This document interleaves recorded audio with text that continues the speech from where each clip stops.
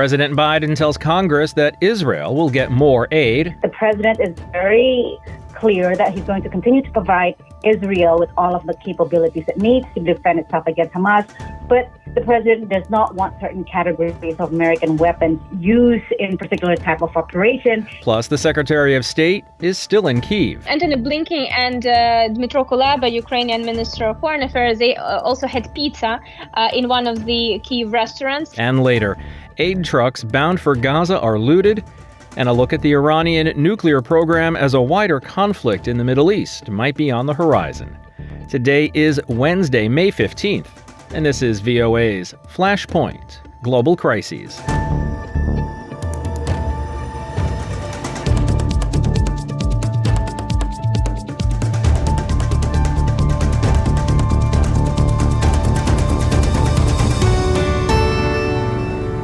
Good evening, I'm Steve Karish. Starting off with some breaking news out of Europe, Robert Fico, the Slovakian prime minister, was shot multiple times in an apparent assassination attempt on Wednesday. This according to a Slovak Interior Ministry spokesperson. The populist pro-Russian leader was shot in the stomach. His wounds are said to be life-threatening, though there are no details yet on his condition. A suspect is in custody, however, there is no word on his motives or identity. The Slovakian president, Zuzana Čaputová, condemned the attack as brutal and reckless. For more on this story as it develops, visit us online at voanews.com. On Tuesday, the Israeli army released drone footage showing armed men standing next to UN-marked vehicles at a UN compound in the southern Gaza city of Rafah, and has called on the UN to investigate. An IDF statement said troops had identified fighters inside the central logistics compound of the UN Palestinian Relief Agency, or UNRWA, east of Rafah. An UNRWA spokesperson said the agency is examining the footage and would share information once it becomes available. Meanwhile, aid trucks bound for Gaza have been looted and destroyed. Christy Kilburn of Reuters has more. Palestinian hauliers said on Tuesday they feared for the security of aid convoys to Gaza, a day after Israeli protesters wrecked the trucks. Videos circulating on social media on Monday showed protesters throwing supplies from the trucks at the Tarkemiya checkpoint. The head of the Hebron Food Trade Association said Israeli soldiers stood by as the attack took place. Adel Imar is from the West Bank-based Hauliers Union. We went to the checkpoint, and after the checks, we were surprised to see settlers on the roundabout of the checkpoint. They damaged the cars, they tore the tires off the trucks, they threw the contents of the trucks on the ground. We gathered some of the products and sent some of those products onto a bulldozer and sent them to sheep farms. Around 15 trucks were damaged, their hull was damaged, windows of trucks were broken, some drivers were beaten, some of the products were thrown away, and the whole loss for Hebron is around $2 million. Amar said some drivers are now refusing to take goods to Gaza because they are afraid. A group calling itself Order 9 has claimed Monday's attack and says it acted to stop supplies reaching Hamas, accusing the Israeli government of giving gifts to the Islamist group. Palestinians and human rights groups have accused the Israeli military and police of deliberately failing to intervene when settlers attack Palestinians in the West Bank. The violent protests drew condemnation from the U.S., which has urged Israel to step up deliveries of aid into Gaza. Britain's foreign minister also condemned the, quote, appalling incident, saying Israel must call the attackers to account. No comment was available from the Israeli military. The Israeli police said a number of people were arrested and the incident was being investigated. That's Christy Kilburn of Reuters reporting for us today. President Joe Biden is advancing over $1 billion in military assistance to Israel, even as Israel prepares to enter Rafah, which the U.S. has said it would not support, and even after the U.S. has halted shipments of some bombs last week for fear they could harm civilians.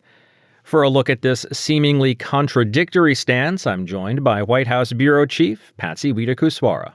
As of Wednesday this morning, White House has not actually confirmed the amount, but they have signaled that, as you said, other than the shipment of those 35,000 large-sized bombs that was paused earlier this month because they don't want Israel to drop them in densely populated cities, the arms transfers are proceeding as scheduled. And they don't see this as mixed messaging. They say that the president is very clear that he's going to continue to provide Israel with all of the capabilities it needs to defend itself against Hamas.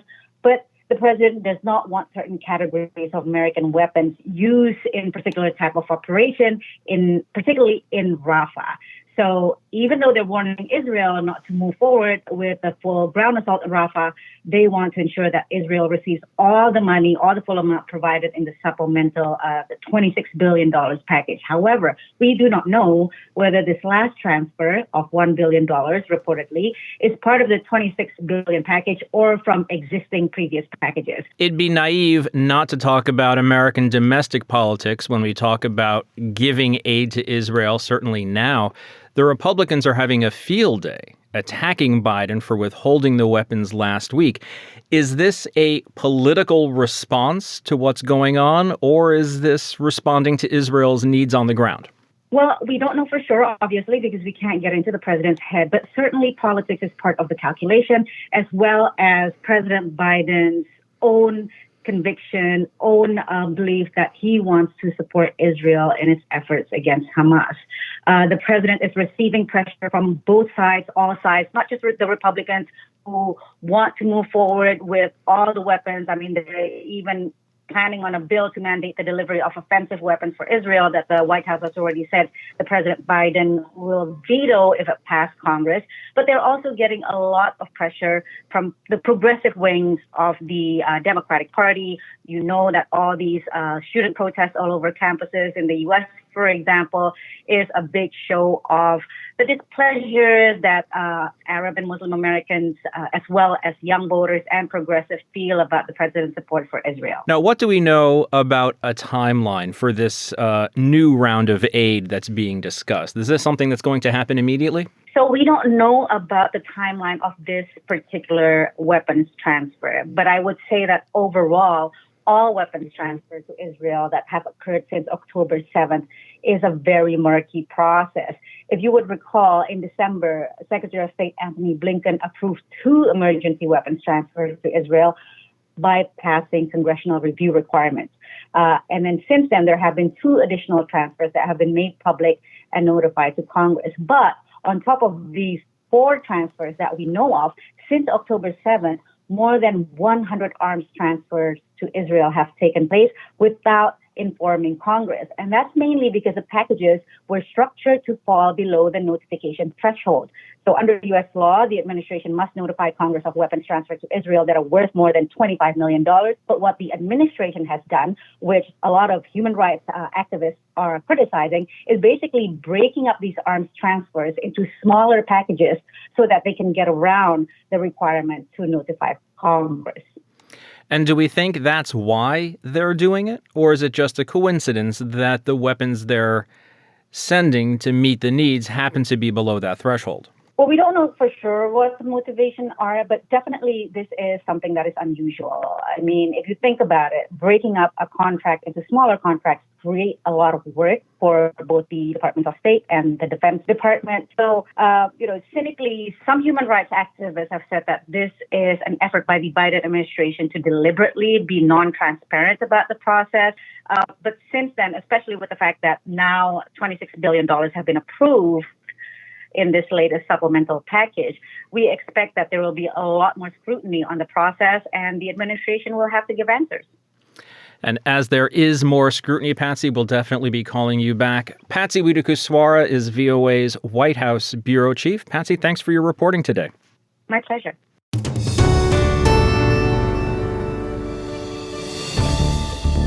You're listening to Flashpoint Global Crises from the Voice of America. I'm Steve Karish in Washington. U.S. Secretary of State Antony Blinken is in Kyiv. He's there to meet with Ukrainian leadership to discuss defense and security. More on that in a moment. But he was also asked about the situation in Gaza at a press conference midday on Wednesday. With regard to Gaza, one of the deep concerns that we have is the impact of this limited operation that we've seen to date in Rafah on the ability to provide humanitarian assistance, because the 2 main points of access in the south, Rafah itself and Kerem Shalom, have been affected by the resulting conflict in the south. And we've seen at the very time when Israel was taking important and much-needed steps to improve the provision of humanitarian assistance to Palestinians in Gaza, we've seen a negative impact on the fact that we have this very active conflict in the Rafah area. Along with humanitarian aid, the Secretary of State commented on the U.S.'s view for a post-war Gaza. We've been very clear that when it comes to the future of Gaza, we do not support and will not support an Israeli reoccupation. We also, of course, do not support Hamas governance in Gaza. We know and have seen where that's led all too many times for the people of Gaza and for Israel. And we also can't have anarchy and a vacuum that's likely to be filled by chaos. That only underscores the imperative of having a clear, concrete plan for the day after the conflict in Gaza in terms of governance, in terms of security, in terms of rebuilding Gaza for its people. Well, as I mentioned, Antony Blinken has been in Kyiv, where he met with President Volodymyr Zelensky on Tuesday to discuss aid and security. Tuesday evening, Blinken ate pizza in Kyiv with Ukrainian Foreign Minister Dmytro Kuleba, and then later Tuesday night, the Secretary of State played guitar on stage with a rock band in a Kyiv bar. On Wednesday, he was back at work and addressed the press with Kuleba. For a look at the latest, I'm joined by VOA's Kyiv correspondent, Anna Chernikova. With President Zelensky, there were two main topics discussed. First of all, of course, the front line, the situation in the Kharkiv region, where Russian forces are trying to advance and break through the Ukrainian defense line. Another topic, important topic, was about the upcoming peace summit, which is going to happen in Switzerland next month. And President Zelensky said to Antony Blinken that that for Ukraine it is extremely important that President Biden is in attendance. This will be a very strong message for all the partners and for everyone who will be following this summit. And of course, following his meeting with Zelensky, Blinken met with Dmytro Kuleba, the Minister of Foreign Affairs.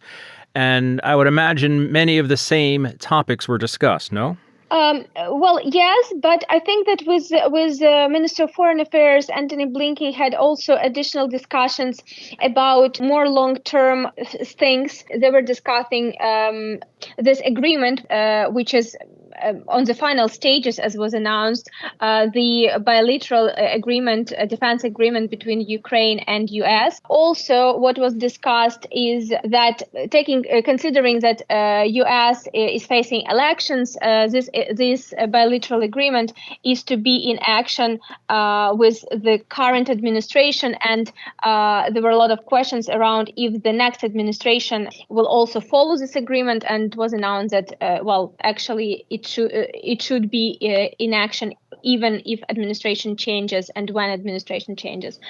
Also important question, and I think it was one of the most asked question from journalists, from our colleagues, and from Ukrainian also society, is if U.S. will still deny Ukraine using U.S. weapon on the territory of Russia, because as we can see now, Russia is attacking in the border area, and a lot of experts also believe that if Ukraine had a chance to use U.S.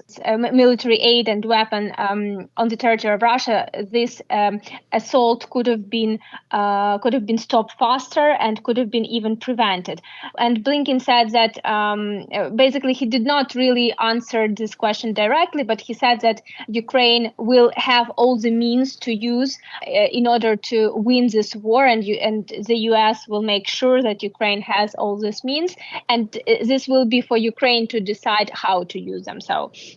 Now, Anna, my last question for you. I think the video has made its way around the world by now. Certainly one of the most interesting things to have seen on a Secretary of State's visit anywhere in the world.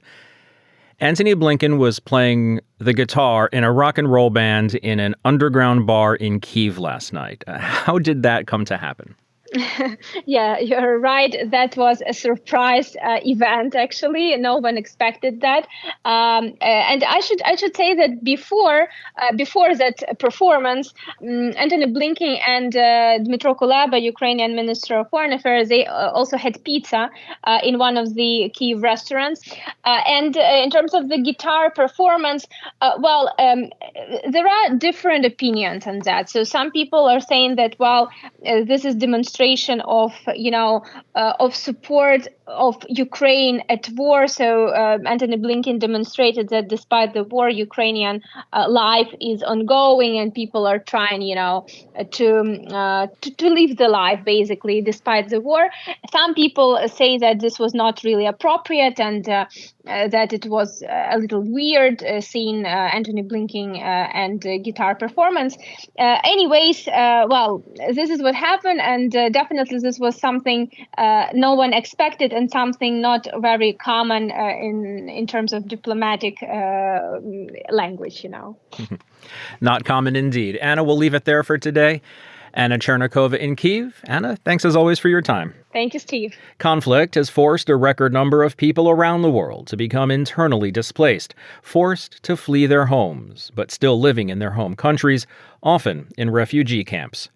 As Henry Ridgwell reports, the figure has increased dramatically in the past 5 years. In recent months, thousands of people have arrived at the Blinken camp for internally displaced people near Goma in the Eastern Democratic Republic of Congo. They have fled fighting between the Congolese army and M23 rebel groups.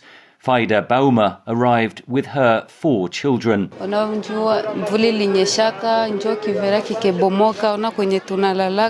Look at the conditions in which we live, Bauma says. When it rains here, we suffer. Look at where we sleep. When it rains, we have to fold our mattresses. We are going to die here, she says. People are even raped. Conflict and violence have driven the number of internally displaced people around the world to a new record, according to a new report from the Geneva-based Internal Displacement Monitoring Centre. Almost half live in sub-Saharan Africa. Nearly 76 million people globally were forced to flee their homes in 2023 and are living elsewhere in their own countries, many in camps or makeshift accommodation. That's an increase of almost 50% over the past 5 years. Ivana Hajmanova is a co-author of the report. Half of this figure comes from just 5 countries, including Sudan, Democratic Republic of the Congo, Colombia, Yemen, and Syria.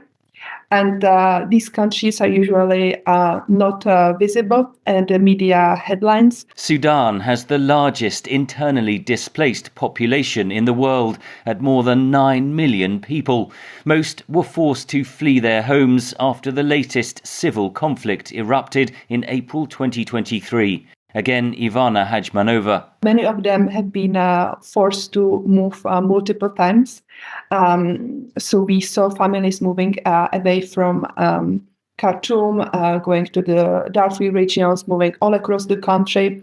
And of course, we are very concerned about their needs and their vulnerabilities, because with each new displacement, their resilience reduces. Some 4 out of every 5 Palestinians have been forced to flee their homes in the Gaza Strip because of the conflict between Israel and Hamas, according to the report's authors. With borders closed, most have nowhere safe to go. Ivana Hajmanova. Recent UN estimates point out to the fact that it will take around 80 years to rebuild everything which had been destroyed in the Gaza Strip. And this shows that it might be that most of the people who are currently living in Gaza and who have been displaced won't see their houses rebuilt during their lifetime. Close to 8 million internally displaced people were forced to flee because of natural disasters.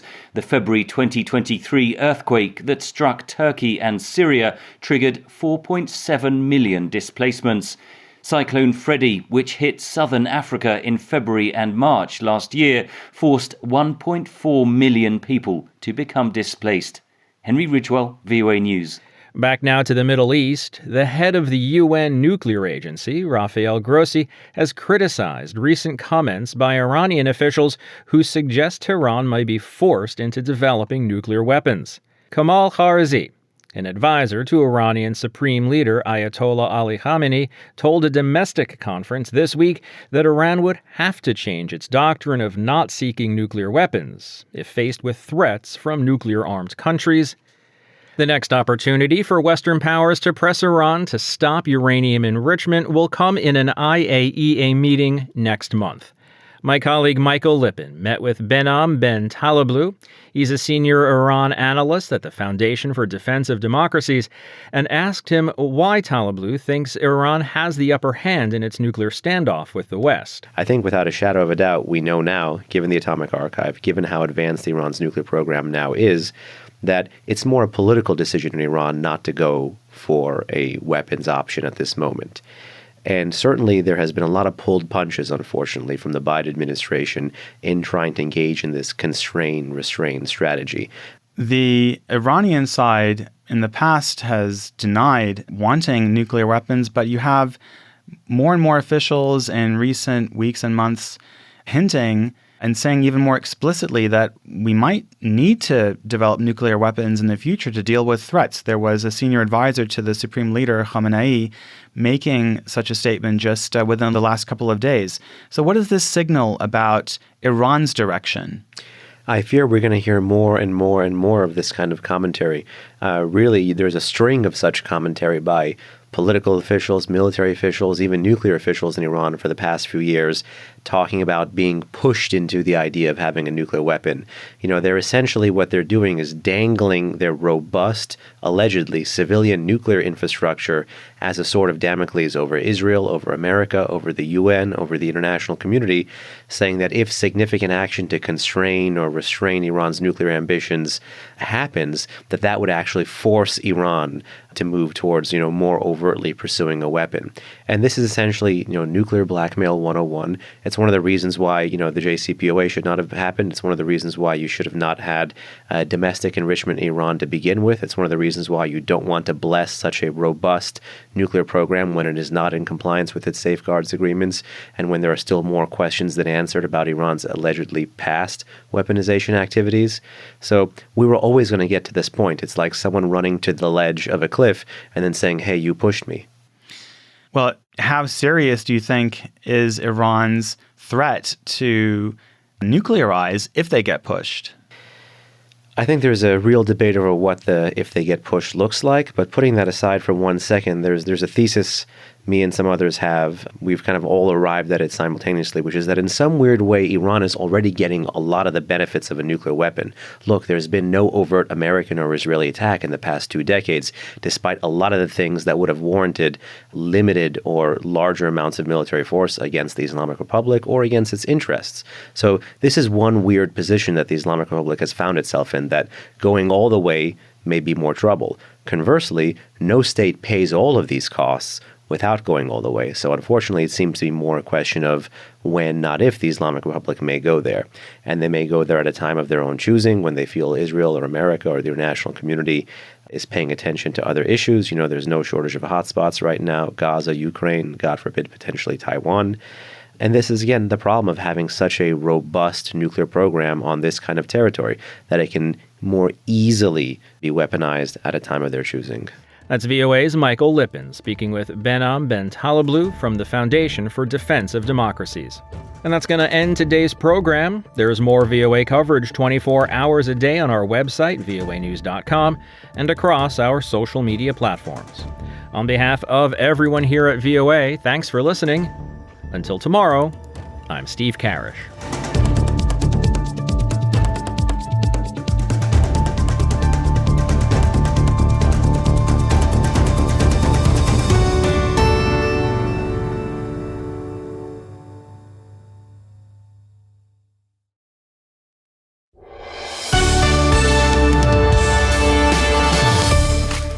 For deeper dives and expert analysis, listen to VOA Podcasts.